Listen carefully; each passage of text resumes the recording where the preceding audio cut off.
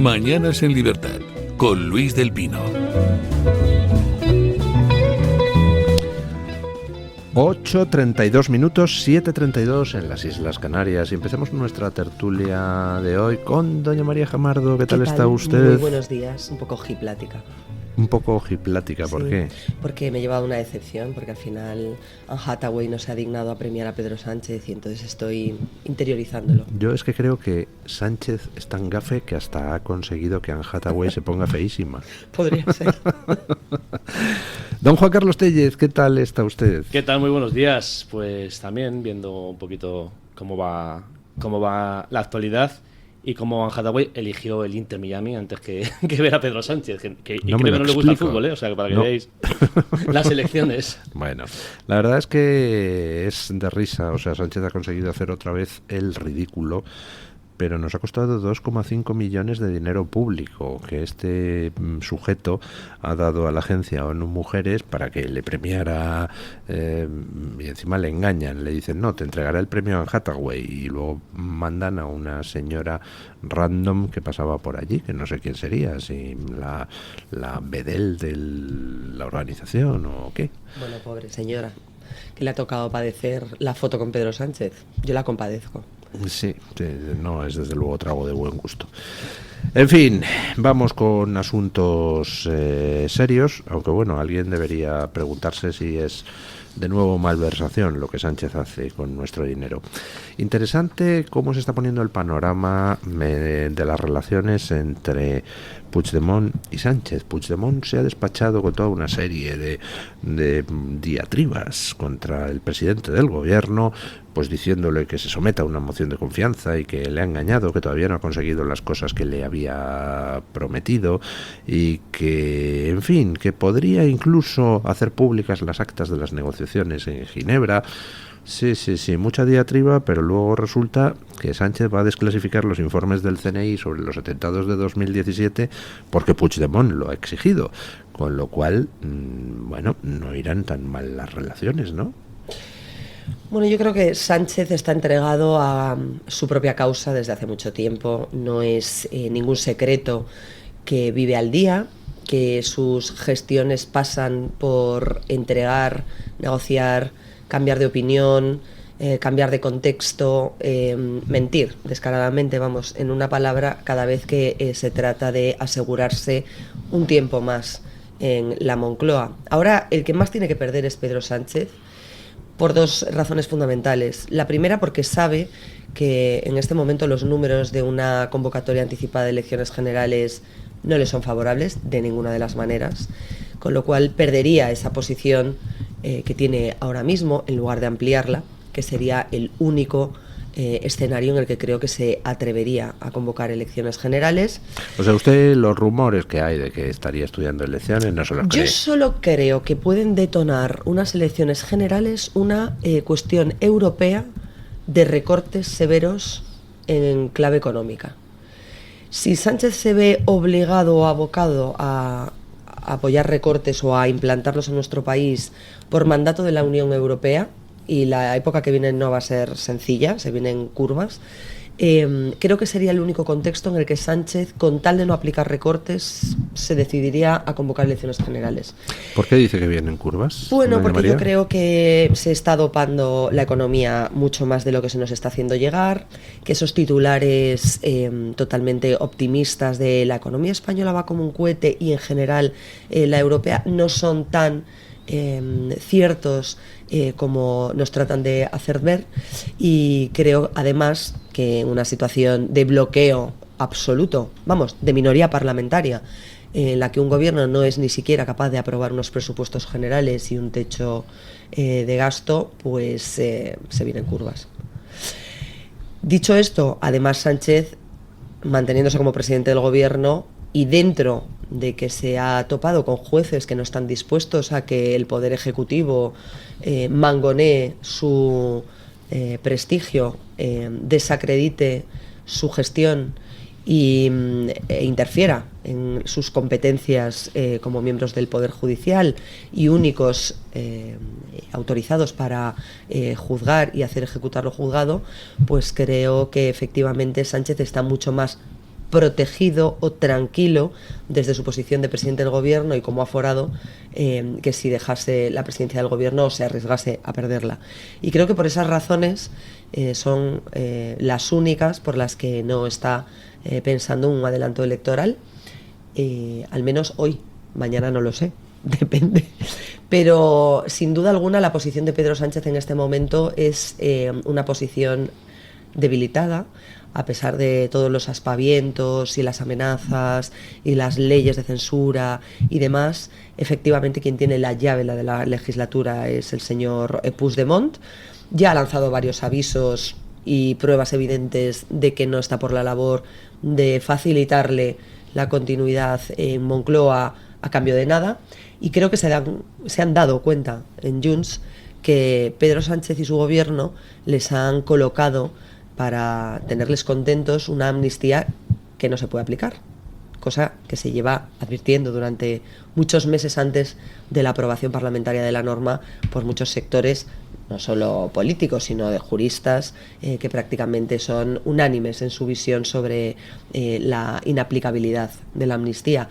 Y claro, así las cosas, Puigdemont tendrá, con Esquerra matándose entre ellos y él pendiente de que se le confirme o no como líder de Junts en el próximo congreso que tendrán las dos formaciones independentistas en los próximos meses, en octubre y en noviembre, tendrá que hacer valer su posición y ponerle un precio cada vez más alto a esos 7 votos de la investidura.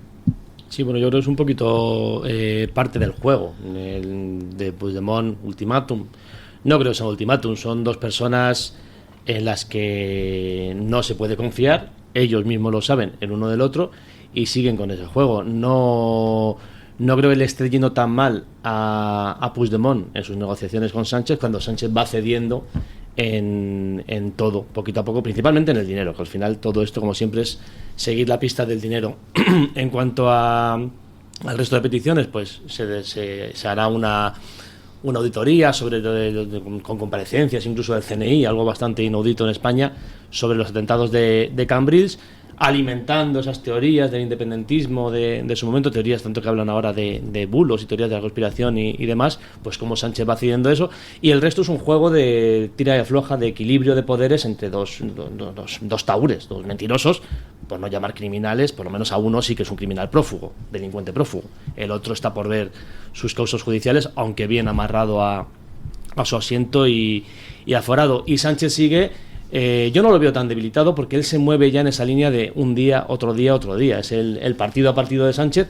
Le va saliendo bien porque dispara con pólvora ajena. Tú tienes la situación que tienes y dependes de quien dependes, de un delincuente, un prófugo, un criminal como Puigdemont, y mientras tanto, ¿qué vas haciendo?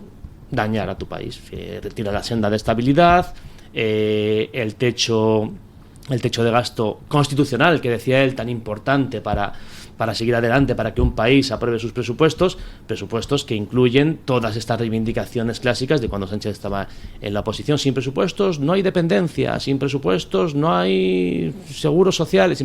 Pues ahora parece que ya le da igual, porque él lo que tiene que hacer es seguir en ese día a día, seguir esperando encuestas, y a lo mejor el día que las encuestas vuelvan a darle un poquito más de aire, sabiendo que siempre va a poder contar con Puigdemont, con Bildu, con todos los que tiene que contar, porque el dinero lo puede todo en este país, convocará elecciones. No creo que sea ahora, no creo que sea algo inmediato, ni mucho menos. Puede pasar 6 meses, 8 meses. Sánchez no se encuentra a disgusto. Él va retrasando España, bueno, retrasándose, él está y él se va a Nueva York. Yo no estoy muy seguro de que esté a gustísimo, bueno, ¿no? Cada día tiene peor cara el buen hombre. Bueno, igual que Bolaños, igual que todos los que le rodean y están enfangados en esa máquina del fango, nunca mejor dicho, de la que son los mayores artífices del reino. Pero yo creo que sí, que efectivamente es una posición muy incómoda en la que él mismo es consciente, insisto, de que en una democracia no se puede gobernar en minoría. Y él está en minoría. Esa mayoría progresista de izquierdas que vendió como sus socios de legislatura no son ni progresistas ni de izquierdas. Y a la vista está que el cupo catalán no es progresista ni de izquierdas, ni solidario, ni nada que se le parezca a algo igualitario, ni que defienda a los más pobres, ni nada de lo que son los postulados mismos del Partido Socialista, ya no del socialismo como doctrina política, sino del Partido Socialista. Sánchez está gobernando en contra de las bases de su partido, de la razón de ser de su partido, privilegiando a los burgueses catalanes, privilegiando ese negocio del independentismo que nació con el 3% famoso del señor Jordi Pujol, al que todos estamos esperando que la Audiencia Nacional ponga fecha para enjuiciar. Jamás, o sea, dejarán que se muera Jordi pero vamos Pujol. a recordarlo, que la Audiencia Nacional puede cuando quiera poner fecha, porque ya están resueltas todas las cuestiones de la instrucción, las cuestiones previas, todo aquello que tenía que dirimirse en la fase de instrucción ya está elevado para que la sala ponga fecha al juicio del señor Pujol y de todos sus hijos. Y a partir de Hace ahí... usted bien en recordarlo, hombre, es pero que... no lo verán sus ojos. Bueno, pero yo lo recuerdo. Porque, ¿Veremos oye, veremos insistir... algún pronunciamiento del Supremo sobre el fiscal general del Estado, Álvaro García Ortiz? Sí. Los tiempos procesales son los que marca el ordenamiento, y lo que está esperando ahora la Sala Segunda del Supremo antes de pronunciarse, que será en las próximas semanas, yo no creo que se le dilate mucho más, es a qué, y aquí ya me voy a reír porque es gracioso si no fuera muy triste y muy cuestionable, a que la número 2 de García Ortiz, Ángeles Sánchez Conde, que es la número 2 del escalafón, la teniente fiscal del Supremo, presente el escrito que el Supremo ha reclamado a la Fiscalía, que tiene que pronunciarse en este tipo de cuestiones, para ver si debe o no imputar al señor García Ortiz. Cuando tengas escrito, entonces el Supremo decidirá... ¿Hay alguna fecha límite? ¿O lo puede mandar dentro de 5 años? No, tienen, no quiero colarme, pero creo que la Fiscalía tiene un tiempo, 15, 20 días, un mes, no lo sé desde que se le reclama, no lo recuerdo ahora de memoria, y a partir de ahí tienen que entregarlo las partes personadas o las interesadas, sus escritos correspondientes. Mucha prisa nos está dando la Fiscalía en entregarlo, Hombre, ¿no? eso, pues, como diría el señor Bolaños, blanco y en botella, ¿no? Ahí sí lo es. Yo creo que evidentemente que tu jefe esté pendiente de ser imputado. La pregunta es, ¿hasta qué punto una subordinada de la persona que está pidiéndose que sea investigada formalmente, es decir, imputada en el Supremo por una revelación de secretos, puede presentar un escrito objetivo e imparcial? Con tu jefe mirando el ordenador mientras escribes, claro. La número 2, que además le ha salvado los muebles en todas las cuestiones en las que ha habido discrepancias con la Junta de Fiscales de Sala con respecto a cuestiones no menores, como la que plantearon los 4 fiscales del Procés, que se negaron a comprar el relato y el discurso y la instrucción de Álvaro García Ortiz de aplicar la amnistía para todo y sin discutirla. Entonces, claro, una persona que ha hecho los informes posteriores siempre a la medida de la instrucción o la directiva que marcaba el señor García Ortiz, pues hombre, muchos fiscales y muchos ciudadanos nos preguntamos hasta qué punto es admisible que esta señora presente ese escrito y lo haga sin que haya una sospecha de falta de imparcialidad o de neutralidad o de objetividad, claro. Sí, por lo menos una duda razonable, ¿no? que tendríamos de una persona escribiendo un escrito con tu jefe mirándote. En lo referente a Sánchez decía María que va en contra de las bases del PSOE. Las bases del PSOE son estas y si no le gustan tengo otras, quiero decir. Las bases Evidentemente.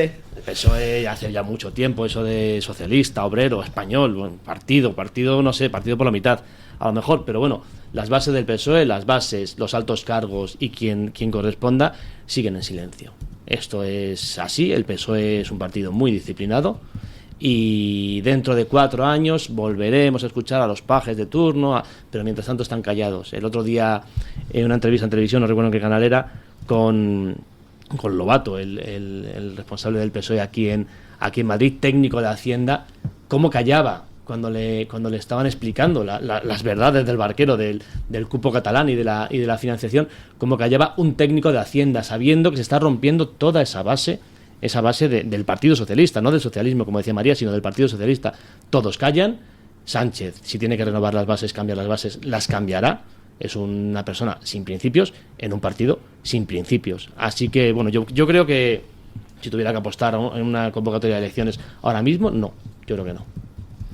Bueno, yo tampoco lo creo. Y no lo creo porque ni ni creo que Sánchez se atreva a solicitar el veredicto de las urnas, claro, porque desde luego se le acababa la estancia en Moncloa. Y, jolín, renunciar a 3 añitos es renunciar a 3 añitos.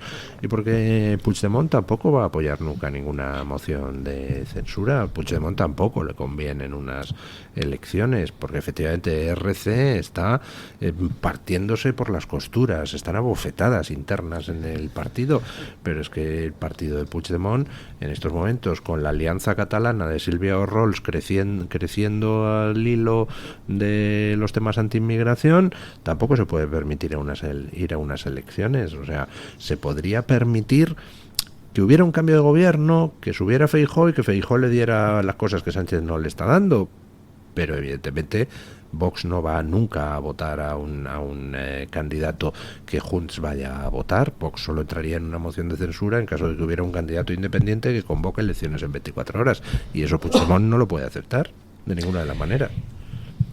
Puigdemont ahora mismo está en una negociación diabólica, igual que lo está el señor Santos Cerdán, igual que proponía, ¿no? y que amenazaba públicamente en declaraciones el ex presidente de la Generalitat de Cataluña y prófugo de la justicia española, el líder de Junts, cuando decía: si Pedro Sánchez quiere negociar, que venga a Waterloo. Es decir, es ponerlo en un nivel de ridículo, de desprecio, de tú estás a mi nivel y esto es una interlocución, que es lo que siempre han tratado de vender en el relato separatista, bilateral, en el que yo soy el presidente en el exilio y si tú quieres mi apoyo y el de los míos, tienes que venir y vienes a visitarme y vienes a verme. Entonces, es una humillación.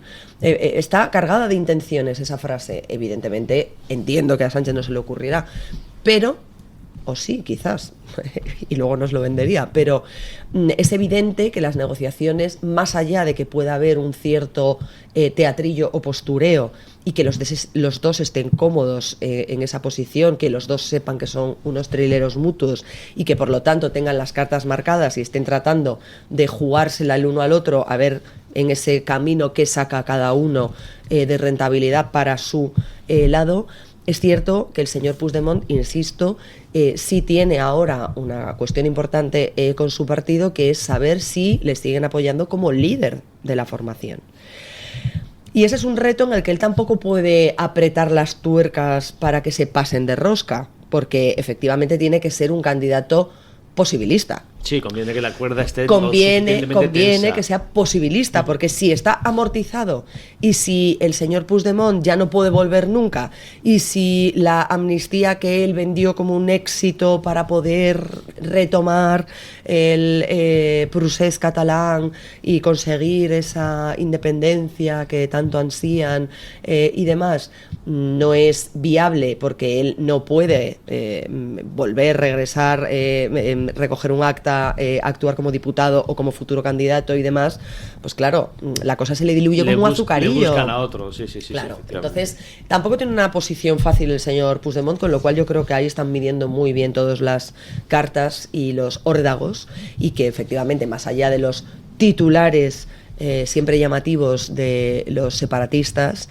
que hablan para los suyos, luego yo creo que bajo la mesa, al final, en esa partida de póker, las cosas están siendo un poquito más amables y moderadas. Habrá a ver al final a quién cuánto nos cuesta y a quién le cuesta, que es al final a los de siempre, los que van a estar sin presupuestos somos los españolitos, ¿no? Bueno, por lo pronto Sánchez sigue con las cesiones a Puigdemont y ahora va a desclasificar los informes sobre los atentados de 2017, los informes del CNI. A mí me parece estupendo que se desclasifiquen esos informes. Yo, como ciudadano, quiero saber todo lo que se mueve en las cloacas del Estado. Porque sospecho, viendo la evolución de España en los últimos años, que las cloacas del Estado se dedican a todo menos a defender los intereses de España. Hay otros países donde, en fin, se recurre a operaciones sucias para defender los intereses del país. Aquí parece que se recurre siempre a operaciones sucias en contra de los intereses del país. La única pena que tengo es que Puigdemont no reclame de paso los informes del CNI sobre el 11M, ¿no? Ya puestos, eso me interesa todavía más.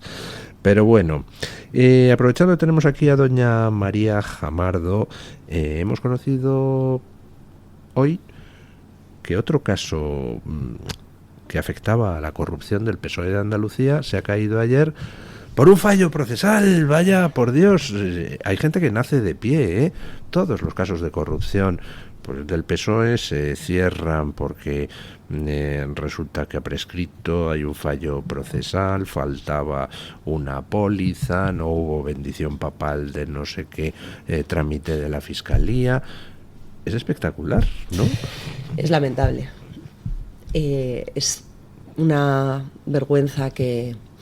Y no quiero con esto lanzar balones fuera, ¿eh? Creo que hay causas que deberían revisarse con lupa, pero también quiero decir que en la dejación del ministro de Justicia, el señor Bolaños, con respecto a la justicia española, que debería ser su prioridad, en lugar de dedicarse a insinuar que hay jueces que prevarican y a desacreditarlos públicamente, que es a lo que está entregado, sería estudiar por qué hay macrocausas, jueces, juzgados, tribunales de nuestro país, bueno, porque todos en realidad están sobrecargados, faltan medios, no hay funcionarios suficientes, no hay jueces suficientes, los jueces están haciendo lo indecible para sacar sus asuntos adelante mientras celebran vistas, tienen acumulados papeles y papeles y papeles, es decir, la justicia no puede ser justa cuando no es ágil. La justicia lenta no es justicia, porque cuando tú recibes 13 años después de que haya sucedido algo que te afecta, para bien o para mal, siendo tú el sospechoso o la víctima, cuando recibes una resolución, esa resolución que llega tarde, no da solución real a un problema que está en todo lo grueso cuando se presenta esa situación. Entonces, a mí me gustaría aprovechar esto, más que para criticar a aquellos que están al frente de las causas judiciales, que creo que son víctimas exactamente igual que los ciudadanos que padecen esos archivos, esos sobreseimientos, esas prescripciones. Me parece que son víctimas igualmente de un sistema que está muy interesado en que la justicia se desgaste también desde la base, no solo desde la cúpula a la que señalan, a la que tratan de amedrentar, a la que desacreditan, a la que llaman prevaricadores, fachas con toga, toda esa campaña política que realmente afecta a unos cuantos jueces en la cúpula judicial, pero que no son la mayoría de los jueces y magistrados de este país.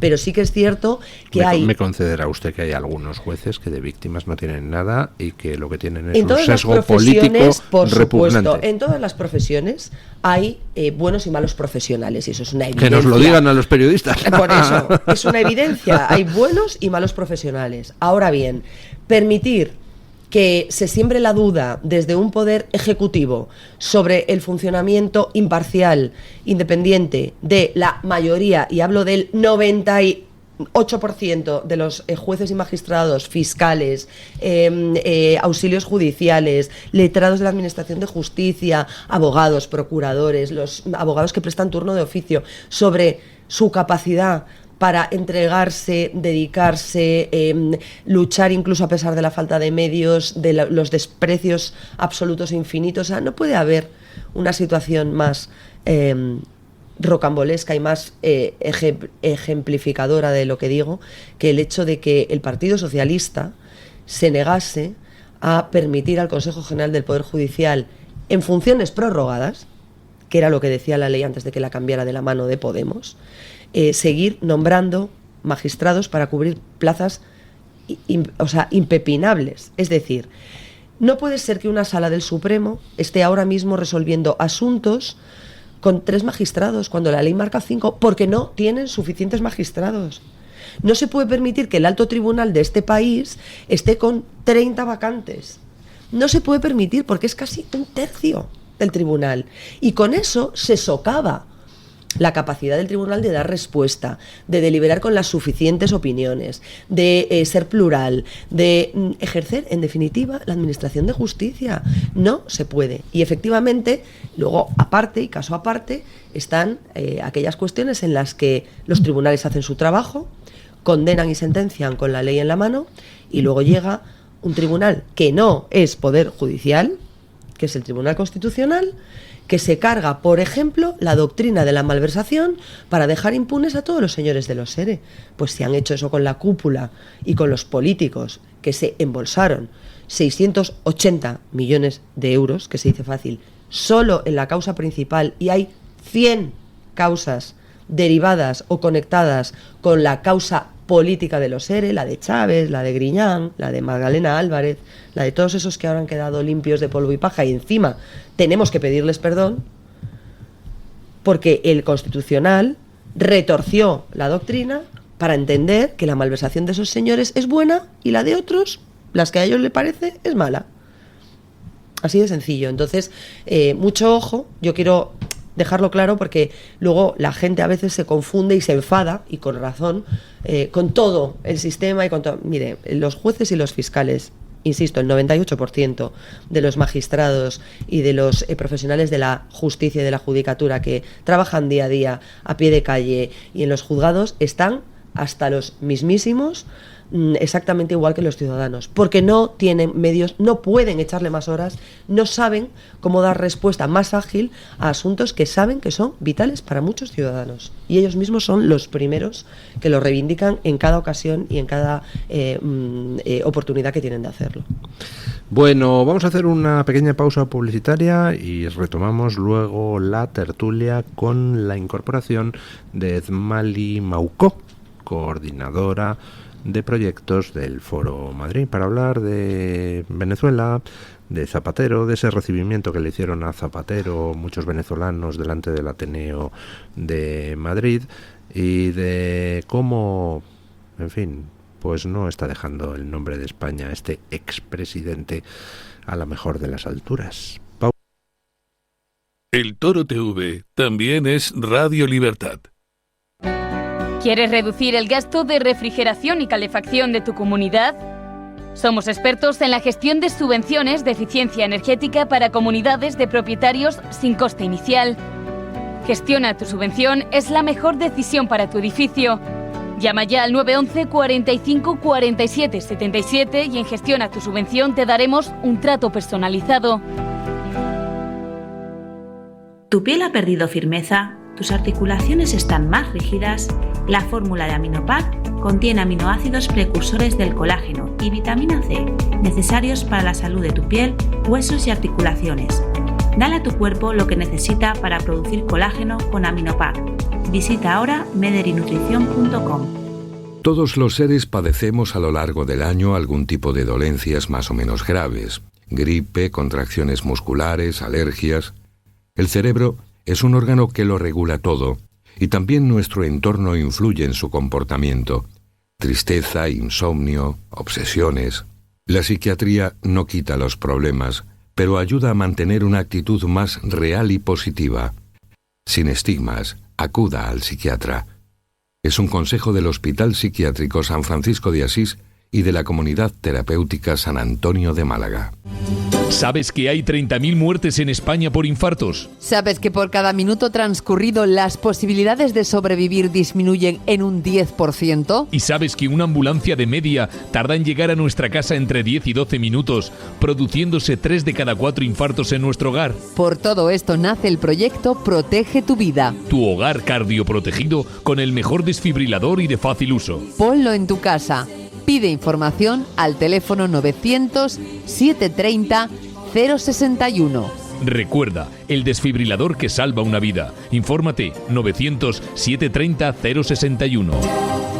Escápate del calor de Madrid y ven al restaurante El Torreón, en la cima del Monte del Pardo. Las mejores carnes y pescados desde 40 euros, vino incluido. Carne picaña brasileña y lomo de buey, auténticos. Disfruta de su famosa paella con langosta y de grandes vinos y licores. En sus amplísimos salones climatizados y terrazas. Cocina abierta de 11 de la mañana a 1 de la noche. Parque infantil, gran parking. Restaurante El Torreón, naturaleza a 10 minutos de Madrid. Reservas en restauranteeltorreón.com.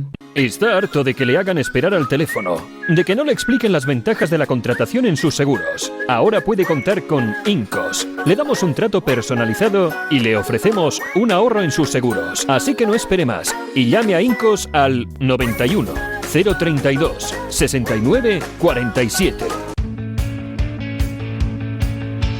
Disfruta de la radio, del medio de comunicación más creíble. Radio Libertad, Madrid 107.0.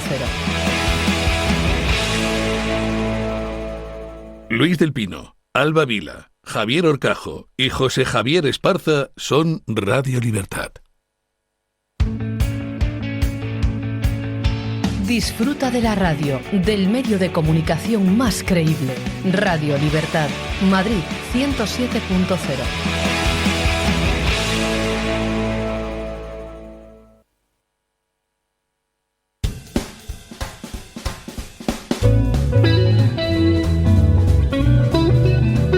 Mañanas en Libertad, con Luis del Pino.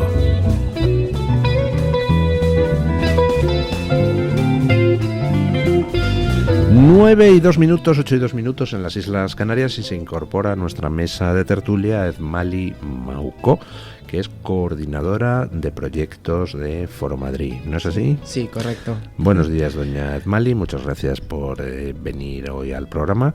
Y bueno, la idea era un poco hablar con usted de cara a comentar cómo está la situación en Venezuela y más en concreto el papel, a mi juicio infame, que está haciendo un expresidente de gobierno español, que es José Luis Rodríguez Zapatero, a quien muchos venezolanos ayer recibían en el Ateneo, anteayer recibían en el Ateneo de Madrid, entre gritos e insultos cuando iba a hablar Zapatero de uno de sus libros, ¿no? Sí, bueno, gracias Luis por el espacio y a ustedes también por recibirme. Justo lo que comentabas, el martes estuvimos ahí frente al Ateneo de Madrid.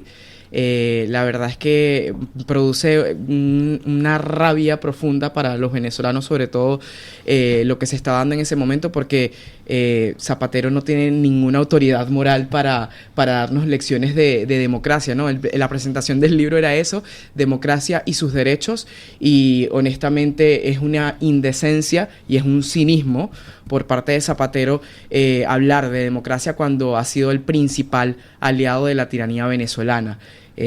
Bueno, para nadie es un secreto que Zapatero se ha visto involucrado en negocios, en intereses con el régimen de Nicolás Maduro, y que lleva desde el 2014 con estas negociaciones, diálogos, procesos de mediación, donde solamente se ha lucrado porque se ha llenado los bolsillos de las arcas públicas, incluso de la empresa estatal venezolana, de donde él ha cobrado también, e incluso se le denunció directamente del régimen venezolano, quien fue el jefe de la inteligencia militar de la tiranía, que es el Pollo Carvajal, que de hecho estuvo aquí.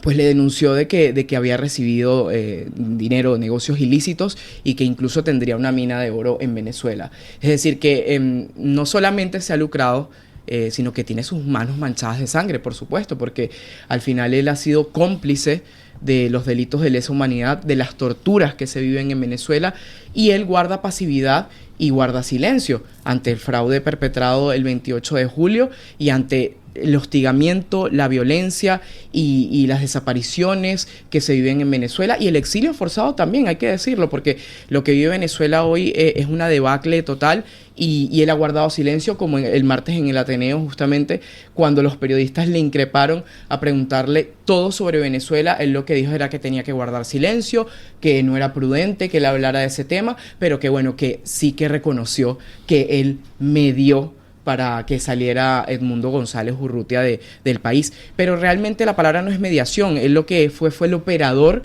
principal para que sacaran a Edmundo González con todas las amenazas que él recibió, y que además es muy grave porque ahí sí me incluyeron factores diplomáticos. Es decir, es que la coacción se efectuó en suelo español, en la residencia del embajador, para nuestra vergüenza. Sí, no, y que además hay que decir que el embajador que está en Venezuela hoy fue el mismo que también protegió a Evo Morales en su día cuando había una crisis en Bolivia, que era operador de Zapatero también, y en su momento ese mismo embajador fue quien quiso prácticamente indultar al partido oficialista de Bolivia, que es el MAS, y que entonces vemos cómo es un acto sostenido de Zapatero, que al final Zapatero se ha convertido no solamente en el gran operador de la tiranía venezolana, y eso también hay que decirlo, él se ha convertido en el operador principal de toda la izquierda iberoamericana criminal, además. Y de alguna izquierda no iberoamericana, pero igualmente criminal, como es la dictadura china, para quien también trabaja Zapatero. Sí. Bueno, de hecho, creo que en el momento en el que sale forzadamente Edmundo González Urrutia, él ya se encontraba en China invitado, porque bueno, siempre lo invita el Partido Comunista de China, tiene sus negocios allí, eso es bien sabido, pero también lo que hay que denunciar, y yo creo que eso nos ha quedado claro a todos los hispanos prácticamente, y sobre todo también a los españoles, que Zapatero es el principal impulsor del Grupo de Puebla, que es un internacional del delito. Es decir, Zapatero no solamente se ha visto involucrado con la tiranía venezolana, sino que ha defendido también a Lula da Silva, fue el primero que le recibió cuando salió de la cárcel y no cumplió su condena completa por los casos de corrupción, que son de los casos más escandalosos que hay en la región. También apoyó ahí a Cristina Fernández de Kirchner cuando también... Otra ladrona. Otra ladrona que no ha cumplido pena, esa es la verdad. A Evo Morales también, que tiene más de 6 delitos, no ha pagado ante la justicia. Rafael Correa también, que, bueno, todos tienen en común... Evo Morales, que es el que decía que comer carne de pollo industrial provoca homosexualidad, recordémoslo. Sí. Bueno, incluso también Evo Morales también tiene delitos...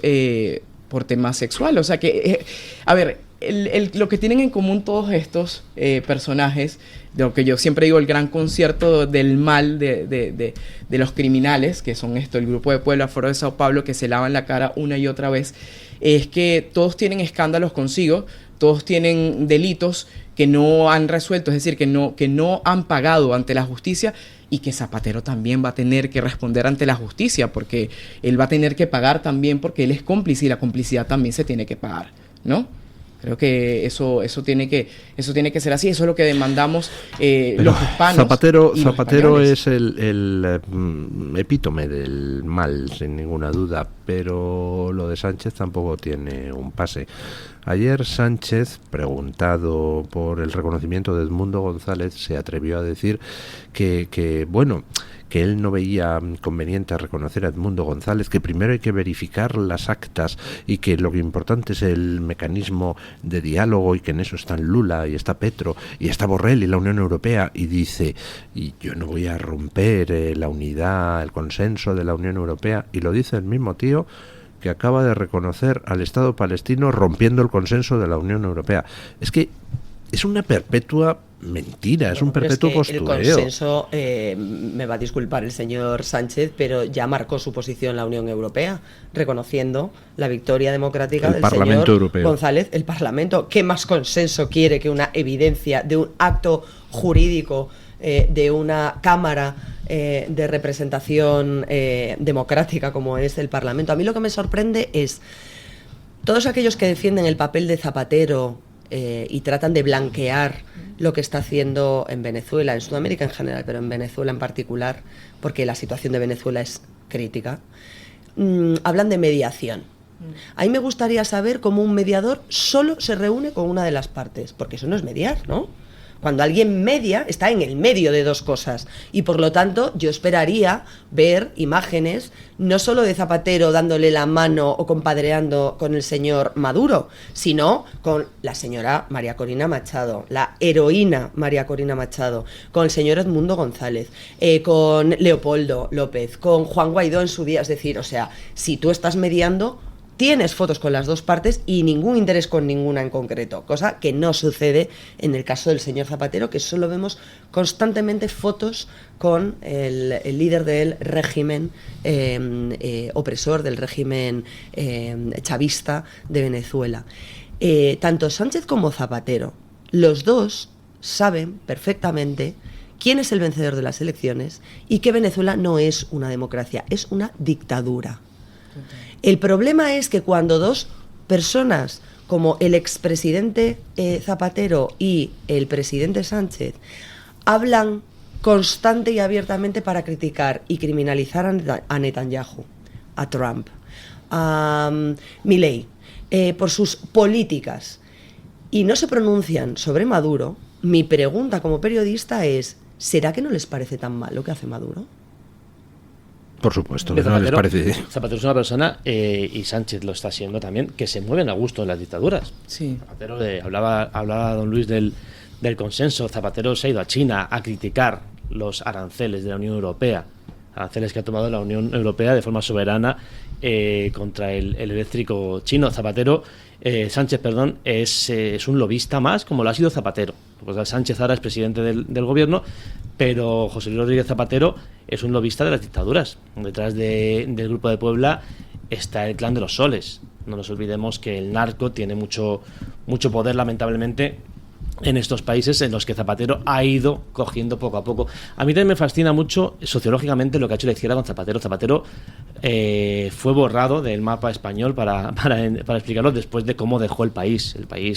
La crisis de 2008, aunque muchos periodistas lo llaman la crisis de 2011, que ya es cuando empezó a venir el Partido Popular a gobernar. La crisis de 2008 fue brutal y Zapatero fue enterrado por la izquierda española.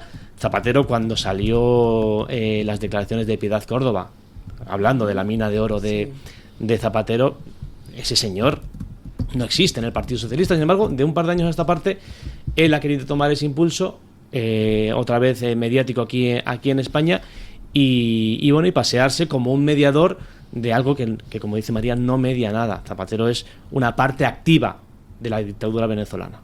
Es parte activa y es el puente entre Venezuela, España, Delcy Rodríguez, maletas, embajada de España en Venezuela, que es un ataque tremendo a la soberanía, a la soberanía española. Mira cómo Holanda, en Países Bajos, echó atrás ese intento del régimen de Maduro, cosa que no fue capaz de hacer España. Zapatero es un personaje siniestro que tiene mucho, que tendría mucho que explicar, y que la izquierda española, si se valorase un poquito, habría enterrado del todo en vez de volver a sacarlo a pasear como ha sacado, porque al final Sánchez lo que es un alumno aventajado de Zapatero. Sánchez sabe que la jubilación dorada, los negocios de las hijas que ahora están en Venezuela, las de Zapatero, las suyas quizá algún día terminen en Venezuela, se favorecen apoyando a estas dictaduras. Las dictaduras, lo malo que tienen es que no es solamente una persona que haga trampas en las elecciones. Las dictaduras tienen mucha sangre, muchos secuestros y muchas torturas a su espalda, y por eso Zapatero espero firmemente que sea verdad que alguna vez pague.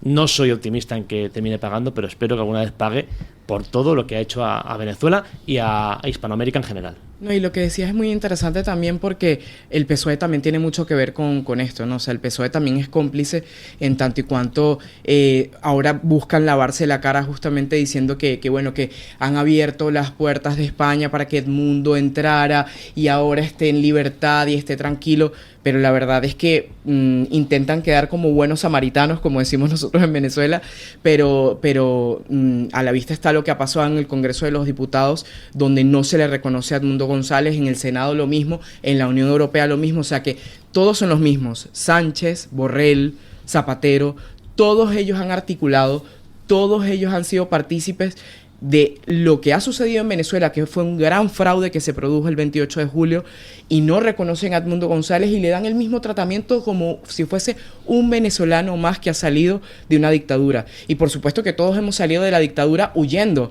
pero el caso de Edmundo González es que es el presidente electo de Venezuela, y eso quedó en vista no solamente de los venezolanos, sino a nivel internacional. Por tanto, hay que denunciar también la complicidad del PSOE y de Sánchez en esto. Esto está claro, que al final son artimañas que ellos mismos van ejecutando, y que por supuesto Zapatero es el principal operador, porque es el principal operador de Maduro, pero aquí todos tienen responsabilidad, incluso Borrell, que no es desde ahora que él viene haciendo esto en la Unión Europea. No, Borrell le ha estado regalando tiempo al dictador Maduro años y años, siempre engañando a la oposición. Ahí en Bruselas, Sánchez dándole los dos besos a Delcy Rodríguez en la cumbre de la Unión Europea, CELAC. O sea, son muchos elementos que no se nos pueden olvidar, porque al final todos ellos también tienen que pagar por su complicidad.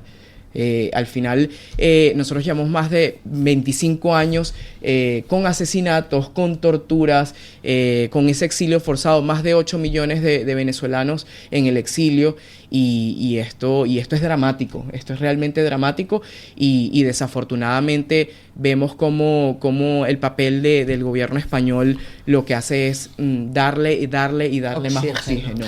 Ahí hay un matiz interesante que aportar al tema, y es el siguiente: las dictaduras que van a calzón quitado, como Cuba, como Nicaragua, Irán, Rusia, China, han dado como ganador de las elecciones a Maduro en Venezuela, directamente, con dos narices, han reconocido su fraude electoral. Sin embargo, Petro, Lula, Sánchez, Zapatero, Borrell no se han atrevido a decir que efectivamente los resultados que había dado Maduro eran los correctos y que ha ganado las elecciones. Entonces lo que hacen es tratar de comprar tiempo, no que se publiquen las actas. ¿Es Maduro ya demasiado impresentable hasta para ellos y por eso no le pueden sostener más abiertamente? Es decir, mancha demasiado de sangre Maduro, y lo que quieren estos es que continúe el mismo régimen pero poniendo quizá otro un poquito más presentable.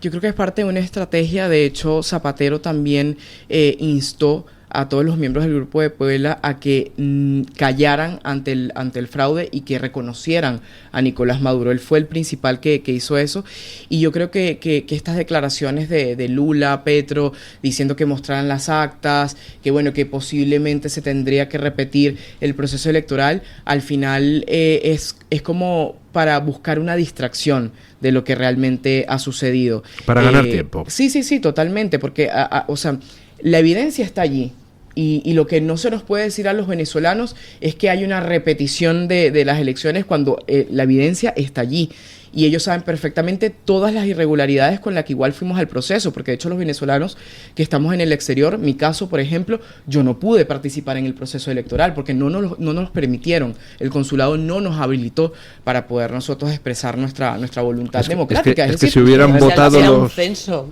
es que se altera un censo. Exactamente. O sea, es lo mismo que, salvando las distancias geográficas, es exactamente lo mismo que sucedió con ETA en el País Vasco, cuando obligó y expulsó a tantos miles de vascos a salir porque se oponían a aquel régimen violento que pretendían imponerles a base de tiros en la nuca y de coches bomba, y con eso alteraron un censo que es el que hoy le da las victorias a Bildu. Totalmente. Es así. Entonces, que 8 millones de venezolanos no puedan participar, luego elegirán si votar o no, o a quién, pero no puedan de entrada participar en una convocatoria electoral, es al margen de las actas, de la manipulación interna, es alterar un censo para que 8 millones de personas que tienen un porcentaje de opinión muy importante y que obviamente se están fuera de su país, de su patria, del lugar donde nacieron, es porque allí corren riesgo, tienen miedo, pasan hambre, se la juegan. Evidentemente no están por turismo ni haciendo diversión. Evidentemente esa gente se le está vetando la posibilidad de que el resultado hubiese sido todavía más contundente. Es que fijémonos que los resultados fueron arrasar. 7,5 millones aproximadamente, 7 millones y pico para Edmundo González y 3 millones y pico para Maduro. Eso te da unos 11 millones en total.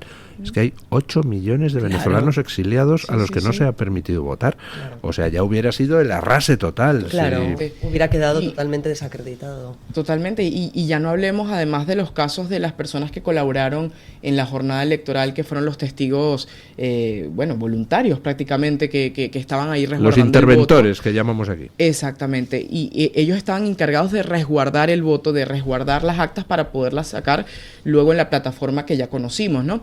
Y la mayoría de estas personas que colaboraron en este proceso hoy están encarceladas, están secuestradas, las están buscando, van casa por casa, las meten presas, e incluso parte del sector militar, digamos raso, de cuadros bajos medios, porque no son altos por supuesto, pero que colaboraron también en esto, también están recibiendo amenazas en Venezuela. O sea, que aquí hay un entramado criminal brutal, una represión nunca antes vista y bueno, esto es lo que, por supuesto, estos actores que hemos mencionado no han denunciado ni se van a atrever a denunciar.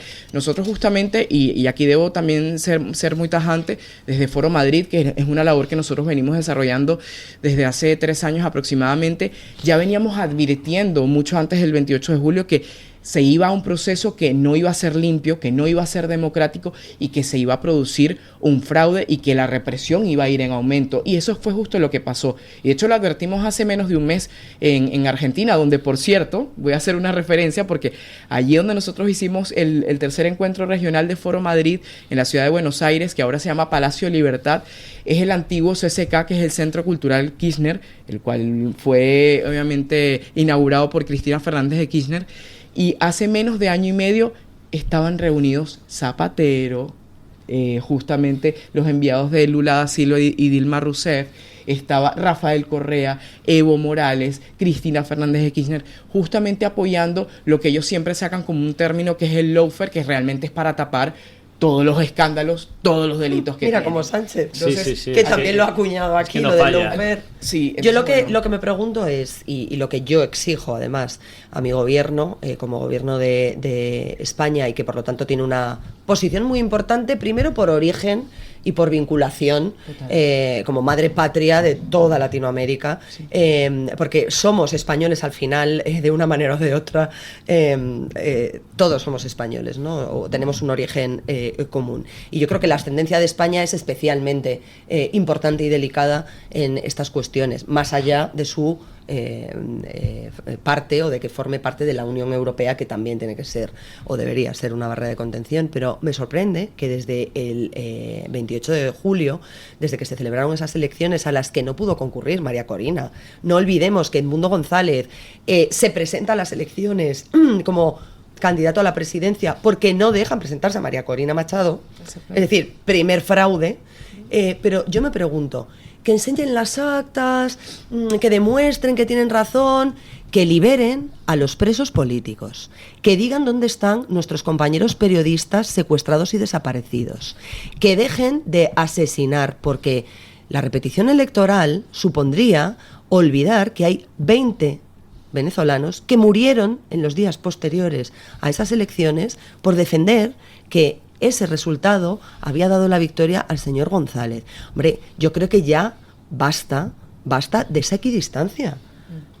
Exijan las actas, me parece muy bien, pero exijan ustedes la liberación de los presos políticos, que no se torture, que cierren y clausuren la tumba, que todos los venezolanos puedan volver a su país sin riesgo o sin miedo a que les pase cualquier cosa. E insisto, hay periodistas desaparecidos en Venezuela. No oigo a nadie decir dónde están nuestros compañeros. ¿Las asociaciones de la prensa han dicho algo al respecto? Yo sepa y que me conste, no. Están muy preocupados por el tema de los periodistas en Gaza y en Palestina. No es equidistancia, es complicidad. Sí. Es complicidad. Aquí tenemos condena diaria a la dictadura franquista, condena diaria, y todavía no hay una sola condena a la dictadura en Venezuela. Y esto es aplicable al gobierno, es aplicable a las asociaciones de periodistas y es aplicable a todo el mundo. No se puede ser manso en estos temas hay que implicarse. Y el gobierno, cuando no condena, no lo calificaría de equidistancia, sino que lo calificaría de complicidad. Complicidad, además con lucro. Sí, Bueno, si quiere cerrar este tema, porque le quiero preguntar luego por otro. Sí, bueno, yo quería cerrar y también incluir un poco de lo que estamos hablando, de que también Zapatero, no hay que olvidar, que no solamente le ha permitido, digamos, llegar hasta donde ha llegado a la tiranía venezolana, sino que también se ha implicado mucho con Nicaragua y con Cuba, que también son las dictaduras más conocidas en la región.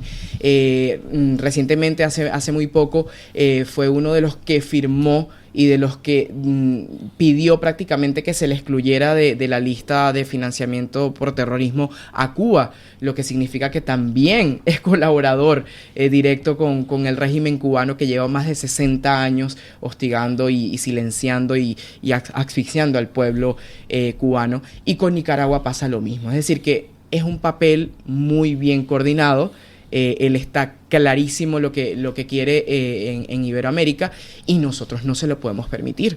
Nosotros lo que tenemos que exigir justamente es que él declare ante la justicia. De hecho, creo que hay una querella que se hizo ante la Audiencia Nacional. Sí, ante la Audiencia Nacional por venezolanos, justamente pidiendo que se le investigara por crímenes contra la humanidad. Y por los crímenes de lesa humanidad, correcto, y por la tortura. Yo creo que esto tiene que avanzar. Nosotros no nos podemos quedar de brazos cruzados ante esto. Yo espero no morirme sin haber visto a Zapatero entrar en la cárcel por tanto daño que ha hecho en España y fuera de España. Sí. Y tanto que ha chapoteado en la sangre de tantas víctimas. Hablando de Foro Madrid y de cómo existe una campaña coordinada por parte de la izquierda comunista para la toma del poder en distintos países y el mantenimiento del poder una vez conquistado. Para hacer frente a eso, precisamente existe Foro Madrid.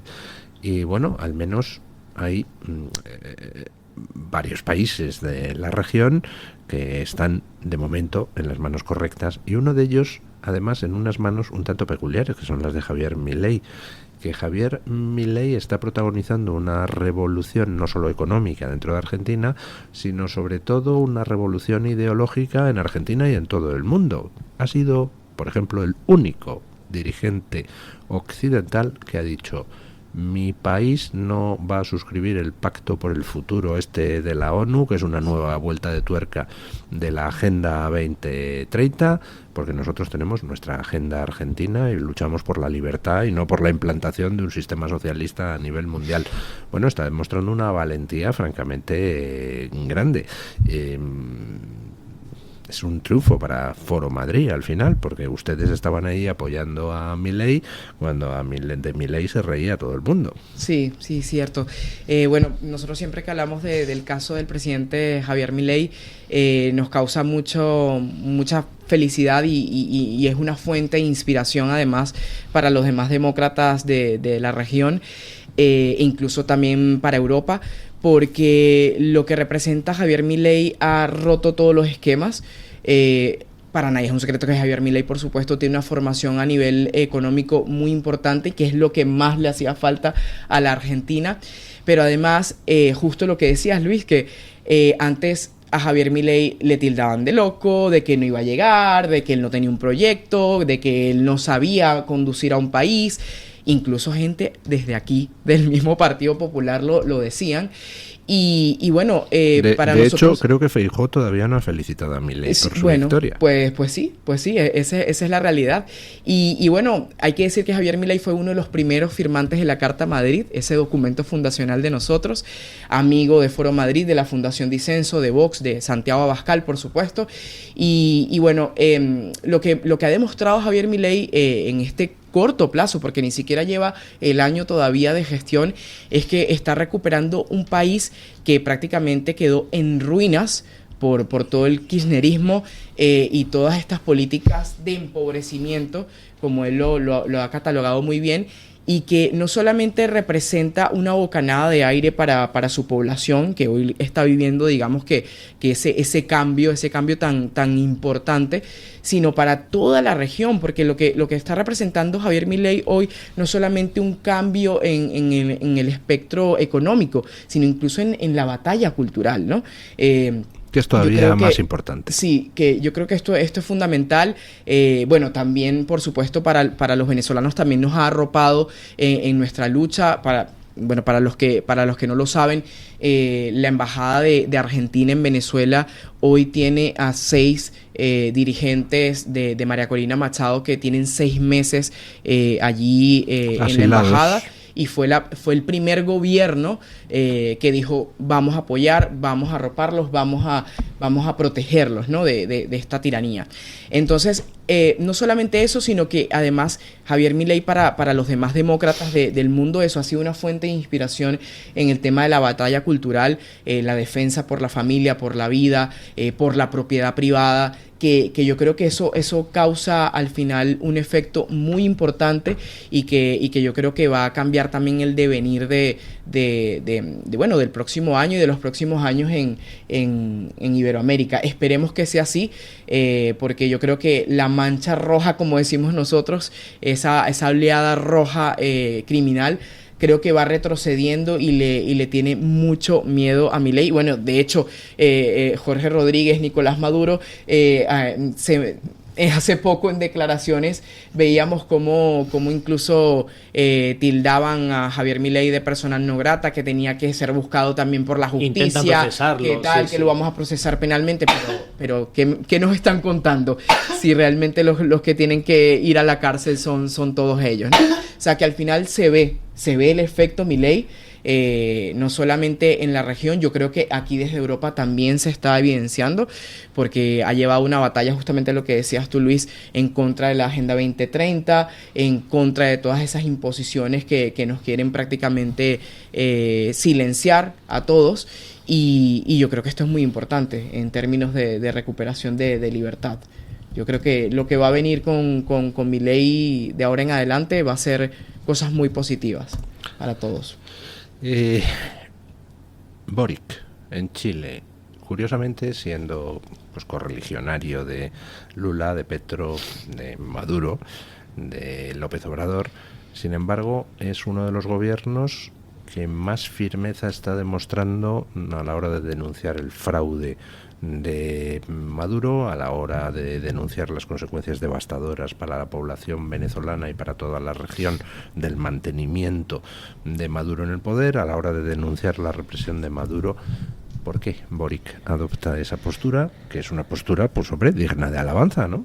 Bueno, yo considero que la postura de Boric hoy con el tema de Venezuela es una postura de conveniencia, hay que decirlo. No se nos puede olvidar que Boric es comunista, es un comunista, y que de hecho hace muy poco, hace menos de un año, en territorio chileno se asesinó a un ex militar venezolano que tenía la figura de asilo político en Chile, y prácticamente Boric también guardó silencio con esto, ¿no? Fue una complicidad allí, caso que no ha sido esclarecido del todo y que nos duele profundamente a los que también vivimos afuera, porque no se le garantiza ni siquiera lo fundamental que es la vida a una persona que ha huido de su país por una tiranía. El tema de Gabriel Boric es muy interesante porque ahora él mismo ha endurecido muchísimo su discurso y sus planteamientos y la denuncia hacia la tiranía, pero al final es un tema de conveniencia. Chile el año que viene va a tener proceso electoral, esa es la realidad. Boric además a lo interno tiene una crisis monumental en Chile, y además tiene unos bajos índices de popularidad, y yo creo que a él le conviene de alguna u otra forma decir, bueno, mira, me quiero ir, no se va a ir por la puerta grande, pero bueno, me quiero ir con lo menos que puedan hablar de mí, ¿no? Por así decirlo. Entonces yo creo que al final esto es una postura que le conviene tomar, y que gana mucho más denunciando a la dictadura y a estos crímenes de lesa humanidad, que más bien poniéndosele al lado. Entonces yo lo que veo es eso, pero la realidad, y yo creo que en lo que se tienen que enfocar Chile en estos momentos, es en cambiar esta deriva que han tenido con este desgobierno de Gabriel Boric. Y yo creo que sí se va a lograr, porque yo creo que lo que se plantea para el año que viene en Chile son aires de cambios. Esperemos que José Antonio Kast, que es un amigo de la casa, también pueda triunfar en esos comicios, pero está clarísimo, y no se nos puede olvidar, que Gabriel Boric viene de las filas del Partido Comunista, además, de quien es muy amigo, además. O sea, usted no se fía un pelo. No. Lo siento, pero no. ¿Cuánto tiempo lleva usted en España? ¿Hace cuánto que salió de Venezuela? Tengo 5 años y medio ya aquí en España. Sí, ya casi 6 años en el exilio. Así que... ¿Y cómo ve una venezolana exiliada la situación en España? ¿Viene usted, como una vez escuché decir a un venezolano, viene usted del futuro para advertirnos lo que nos espera aquí?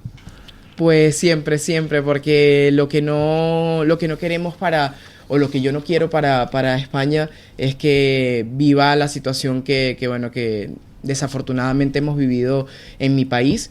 Yo desgraciadamente veo muchas similitudes en el gobierno actual de lo que hemos vivido en Venezuela, y por eso yo creo que nuestro compromiso y nuestra lucha como hispanos, además, no solamente como venezolanos, sino como hispanos, lo que tú decías, reivindicabas hace poco del papel de España, es justamente advertir también de lo que pasa ya, porque no es lo que va a pasar, lo que está pasando ya en España.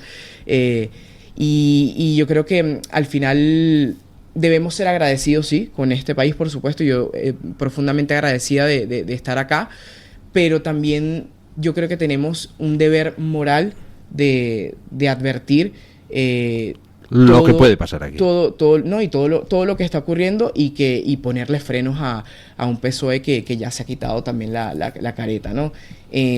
Así que yo lo veo con preocupación, pero también soy muy optimista porque creo que aquí hay unas fuerzas patrióticas, unas fuerzas que están luchando por el mismo objetivo, en el cual yo afortunadamente me veo representada, y me veo representada desde mucho antes de trabajar en Fundación Disenso y en Foro Madrid, desde que yo llegué en ese proyecto que yo veía mis valores, mis principios y la defensa de lo que quiero para un país como este, para España, están en Vox. Y yo creo que Vox está dando la batalla no solamente aquí en España, lo está dando también en Europa y nos está arropando de alguna u otra forma con este proyecto que es Foro Madrid a todos los iberoamericanos. Y mientras ese proyecto exista, yo creo que tenemos mucho que ganar. Tenemos que seguir. ¿Se atreve a hacer un pronóstico? ¿Cae Maduro antes de fin de año o no? Yo espero que sí. No, pero una cosa es lo que usted desee, pero ¿cree que va a caer? Es muy complicado. Vamos a ver qué termina ocurriendo con toda la actuación de lo que hemos denunciado a través de la comunidad internacional. Yo honestamente creo que a nivel interno ya se hizo todo. María Corina sigue allí de frente, no se va a ir del país. Ya lo ha dicho en múltiples ocasiones y yo que la conozco no lo va a hacer. Pero es muy complicado sacar a unos criminales que han tenido 25 años de poder secuestrar a todo un país. Así que yo lo veo complejo. No quiero decir que sí ni no, pero es muy complejo. María Corina dijo que Edmundo tomaría posesión en enero, ¿no? Y yo creo que ahí está determinada y creo que el trabajo que se está haciendo a nivel exterior es en ese sentido.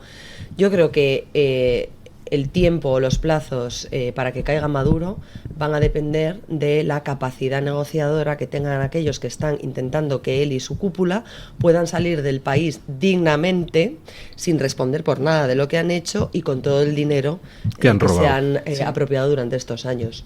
Si Turquía finalmente, como parece que apunta que sería una de las salidas, porque a Cuba no quieren ir, es maravilloso el régimen cubano, comunista, todo perfecto y estupendo, pero allí nadie quiere ir. Si finalmente, como parece que apuntan algunas fuentes, la salida turca es una salida viable, pues quizás podamos celebrar pronto que las cosas en Venezuela empiezan a cambiar. Ojalá. Yo intuyo que también dependerá mucho de lo que pase en las elecciones de noviembre en Estados Unidos, ¿no? Sí. Totalmente de acuerdo. Correcto. Bueno, de hecho también veíamos declaraciones de María Elvira Salazar, que es del Partido Republicano de Estados Unidos, que también ella se ha encargado de trabajar el tema de Venezuela y ella ha dado en el punto de lo que ha sido nuestra denuncia más importante, que ha sido subirle el precio a la cabeza de Nicolás Maduro, básicamente, Diosdado Cabello y toda la pandilla de criminales que le acompañan. Y que la Corte Penal Internacional por fin interceda y pues por supuesto que meta las manos como tiene que ser, porque al final las denuncias se han quedado en eso, solamente en denuncias, pero necesitamos que se avance en este caso y que paguen por los crímenes. Yo creo que si esto ocurre, muy probablemente también, como decías tú, sí vamos a tener este cambio. Al final es lo que necesitamos y es lo que estamos anhelando. Bueno, doña Carmen Carbonell, ¿qué dicen nuestros oyentes hoy? Pues don Luis, hoy en la encuesta les estábamos preguntando a propósito de esta información que conocíamos esta misma mañana, a propósito de lo que había pedido Carles Puigdemont a José Luis Rodríguez Zapatero, pero bueno, viene a ser lo mismo, Pedro Sánchez. Vale, la redundancia. Igual corregido y ampliado, a propósito del atentado de las Ramblas, don Luis, ese atentado de Barcelona de 2017. En concreto se pedía desclasificar toda la información que tenían los servicios secretos sobre lo que ocurrió en aquel momento, ese 17 7 de agosto de 2017. Y claro, les preguntábamos si debería desclasificar el gobierno todos los informes del CNI sobre el 11M, ya que desclasifican por orden de Carles Puigdemont los informes de los atentados en Cataluña de 2017, pues bueno, puestos a pedir que si hacían lo mismo con el 11M. Don Luis, el 95% de los encuestados considera que sí. Hay un 5% que dice que no, pero claro, es que hay muchas cuestiones relacionadas con el 11M que han recogido muchos comentarios. Hay quien dice que puestos a desclasificar, es el caso de Carolina, pues que es que habría que sacar muchas cosas, no solamente del 11M, sino que hay mucha información que tendría que ponerse encima de la mesa. Gio dice que no lo van a hacer porque sería, pues eso, lo que se dice un gigantesco bulo, sí. Lo que publican no es cierto, ¿no? Que podrían sacar una serie de informes que en el fondo no fueran tales. Helen dice que aunque nos hiele la sangre queremos saber la verdad, y lo mismo dice Paula, que queremos saber la verdad aunque sea, pues claro, algo realmente dramático. Miocid dice que de ese atentado del 11M vienen todos los problemas que tiene hoy España, y muchas personas son las que apuestan precisamente por eso, porque salga toda la verdad y conozcamos todo. Pero ya les digo, no solo de los atentados de Barcelona, sino también de lo que ocurrió ese 11M, ese fatídico 11M aquí en la ciudad de Madrid. Bueno, muchísimas gracias, doña Carmen Carbonell. Muchísimas gracias, doña Admali Maucó, por venir hoy a la tertulia y por toda la labor que hacen en defensa de la democracia en Venezuela y en toda la iberosfera. Gracias, doña María Jamardo, por estar un día más con nosotros. Siempre es un placer contar con su presencia, como es un placer contar con la presencia de don Juan Carlos Tellez, que me tiene absolutamente acongojado. Sigue luciendo moreno después de meses de haber vuelto. Hay que pasear mucho a los perros, ya lo tengo yo dicho. Hay que sacarlos a pasear. Es lo que tienen los ricos, que están siempre veraneando. De finca en finca y de cacería en cacería. Va en su Lamborghini despacapotable. Efectivamente. Gracias a ustedes. Bueno, muchas gracias a los tres. Gracias a los oyentes que nos han enviado su opinión, y ponemos punto final a la tertulia, como siempre, con don Paco Linares, que hoy nos quiere hablar de la energía que tiramos, porque estamos que lo tiramos. Buenos días a don Luis del Pino, y gracias. En 1968, procedente de Rotterdam, entraba en el entonces nuevo canal de Deusto un barco que cargaba la pieza más importante de una central nuclear, su envase. Podríamos decir, el alma de una central nuclear. Y su destino estaba a 223 kilómetros de distancia, en Burgos, en Santa María de Garoña. Fue un recorrido lleno de obstáculos, carreteras que había que cortar al tráfico, cables de electricidad que por prevención había que manipular y apartar. Una vez instalada, continuaron las obras en el Valle de Tobalina, donde se encuentra Santa María de Garoña.